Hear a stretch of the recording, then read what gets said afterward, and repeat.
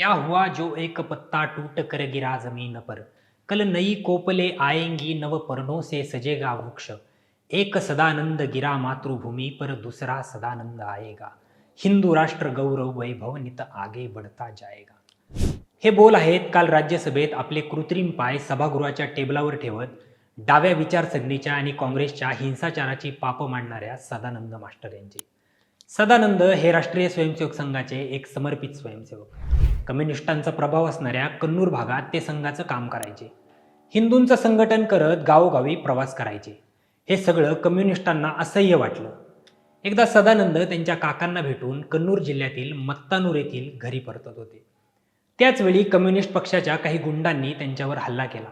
त्यांना खाली पाडून त्यांचे दोन्ही पाय करवतीने कापले. त्यांचे कापलेले पाय जमिनीवर घासले जेणेकरून ते पुन्हा जोडता येऊ नयेत. घटनेची माहिती कळताच कन्नूर जिल्ह्यातले संघाचे कार्यकर्ते तातडीनं तिथं पोहोचले. त्यांना कोची इथल्या रुग्णालयात घेऊन जात असताना कन्नूरच्या जिल्हा संपर्क प्रमुखाने कदाचित त्यांची ही शेवटची भेट ठरेल की काय यामुळे त्यांचं डोकं मांडीवर घेतलं होतं. त्याचवेळी सदानंद मास्टर काहीतरी बडबडायला लागले. त्या संपर्क प्रमुखाला वाटलं की ते हल्लेखोरांची नावं घेत असतील, पण त्याने बारकाईने ऐकल्यावर त्याच्या लक्षात आलं की ते एका गीताच्या ओळी गुणगुणत होते आणि त्या ओळी होत्या, क्या हुआ जो एक पत्ता टूट कर गिरा जमीन पर. कल नई कोपले आएंगी नव पर्णों से सजेगा वृक्ष. एक सदानंद गिरा मातृभूमि पर दूसरा सदानंद आएगा. हिंदू राष्ट्र गौरव वैभव नित आगे बढ़ता जाएगा. ईश्वराच्या कृपेने ते वाचले, पण त्यांनी त्यांचे पाय मात्र कायमचेच गमावले.